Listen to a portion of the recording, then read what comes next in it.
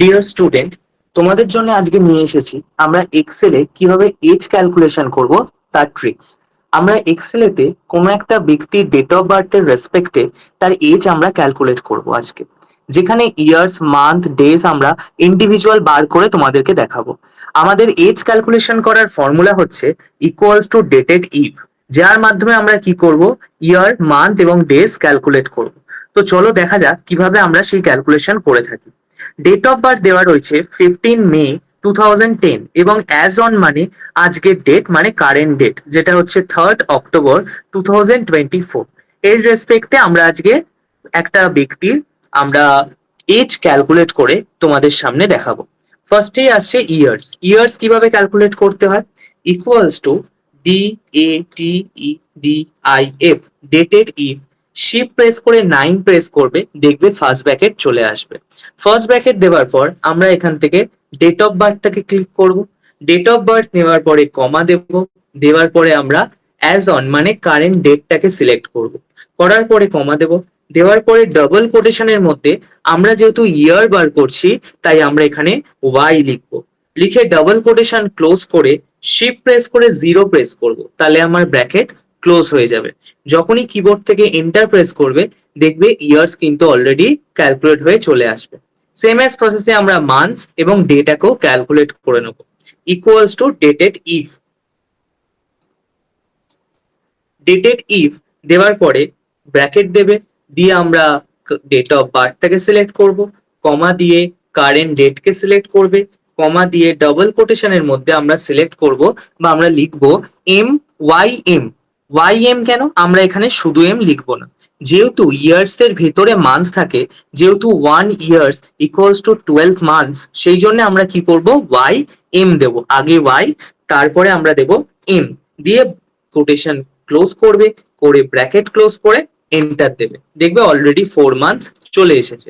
Same প্রসেসে equals to dated if, আবার আমি প্রেস করব, করার পরে ব্র্যাকেট দেব, দিয়ে আমরা দেব ডেট অফ বার্থ, কমা দিয়ে দেব আমরা অ্যাজ অন মানে হচ্ছে কারেন্ট ডেট। কারেন্ট ডেট দেওয়ার পরে আমরা কোটেশনের মধ্যে দেব MD। কেন MD, কারণ যেহেতু আমাদের 1 month equals to 30 days or 31 days হয়ে থাকে, যেহেতু মান্থের ভেতরে ডেজ ক্যালকুলেট হয়, তার জন্য আমরা দেব MD। M হচ্ছে মান্থ, D ফর ডেজ, আমরা এখানে দেব MD। কোটেশন ক্লোজ করব, ব্র্যাকেট ক্লোজ করব, করে এন্টার দেব। দেখো অলরেডি আমার 14 ইয়ার্স 4 মান্থস 19 ডেজ ক্যালকুলেট হয়ে চলে এসেছে। এবার এই পুরোটাকে আমরা একটা ইন ওয়ার্ডসে কনভার্ট করব, যাতে পুরো প্রপার একটা সেন্টেন্স আমাদের সামনে ডিসপ্লে হয়। ওকে, তো চলে আসো, আমরা ইন ওয়ার্ডস এর নিচে ক্লিক করব, করে এখানে শুরু করব ইকুয়ালস টু। কোনো কিছু ফর্মুলা শুরু করতে গেলে আমাদের ইকুয়ালস টু সাইন দিয়েই শুরু করতে হয়। ওকে, তো ইন ওয়ার্ডসে আমরা কি শুরু করব, এখানে আমরা প্রত্যেকটা ওয়ার্ডসকে, যেমন 14, 4, 19 এই সমস্ত ডিজিট এবং ইয়ার্স, মান্থ, ডেজ, এইগুলো সব ওয়ার্ডস এবং যে সমস্ত নাম্বারগুলো আছে সেগুলোকে আমরা স্ট্রিং করব, মানে জুড়ে দেব, যাতে একটা প্রপার সেন্টেন্স আমাদের সামনে তৈরি হয়ে যায়।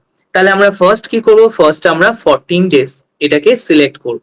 14 এর সেলটাকে সিলেক্ট করে আমরা দেব শিফট 7। শিফট 7 প্রেস করলে দেখবে কিবোর্ড থেকে যখনই তুমি শিফট 7 প্রেস করবে এখানে কিন্তু অ্যান্ড সাইন চলে আসবে। আসার পরে আমরা ডবল কোটেশন দুবার দেব, কারণ এখানে একটা স্পেস দেওয়ার জন্য, যাতে নাম্বার এবং ওয়ার্ডস গুলো গায়ে গায়ে না লেগে যায়, তার জন্য আমরা এখানে একটা স্পেস ইউজ করব। স্পেস দেওয়ার পরে আমরা আবার কি দেব, অ্যান্ড সাইন দেব। প্রতিবার আমরা যখনই একটা করে ওয়ার্ডস বা নাম্বার সিলেক্ট করব বা কোটেশন দেব, তখনই আমাদের অ্যান্ড সাইন এখানে দিতে হবে। আবার কোটেশনের মধ্যে YEARS, ইয়ার্স দেব, যাতে আমরা ইয়ার ক্যালকুলেট করছিলাম, ইয়ার্সটা দেখানোর জন্য। আবার এখানে আমরা কি দেব, অ্যান্ড সাইন দেব। অ্যান্ড সাইন দেওয়ার পরে আবার আমরা এখানে কি কোটেশন দেব, কোটেশন দেওয়ার পরে আবার অ্যান্ড সাইন দেব। দেওয়ার পরে আমরা এখানে মান্থ সিলেক্ট করব, মান্থ মানে 4 মান্থস, সেই 4টাকে আমরা এখানে সিলেক্ট করে নিয়েছি। নেওয়ার পরে আবার আমরা এখানে অ্যান্ড সাইন দেব। অ্যান্ড সাইন দেওয়ার পরে আবার আমরা এখানে কোটেশন দেব, যাতে স্পেস পড়ে। তারপর আবার আমরা এখানে অ্যান্ড সাইন দেব, দিয়ে কোটেশনের মধ্যে লিখবো মান্থ, তাহলে আমার এটা ক্যালকুলেট হয়ে দাঁড়াবে 4 মান্থস টোটালটা। দিয়ে আবার আমরা এখানে কি করব, and sign Dev.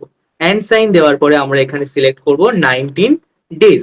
19 days select করার পরে আমরা এখানে আবার কি করব, অ্যান্ড সাইন দেবো।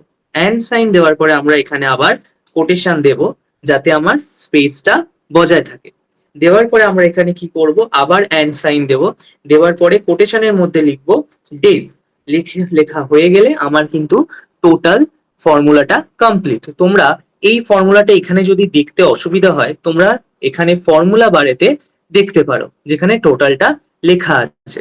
দিয়ে আমরা যখনই এন্টার দেব, দেখো অলরেডি এখানে কিন্তু ইন ওয়ার্ডস এ চলে এসেছে 14 ইয়ার্স 4 মান্থস 19 ডেজ।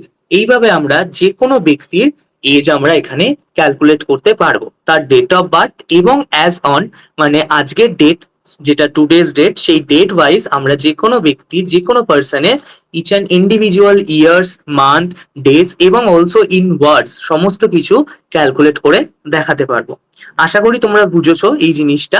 যদি বুঝে থাকো বা ভিডিও যদি ভালো লেগে থাকে, তাহলে আমাদের ভিডিওতে একটি লাইক দিয়ে যাবে এবং অবশ্যই পরবর্তী ভিডিও পাওয়ার জন্য আমাদের চ্যানেলটিকে সাবস্ক্রাইব করে রাখবে।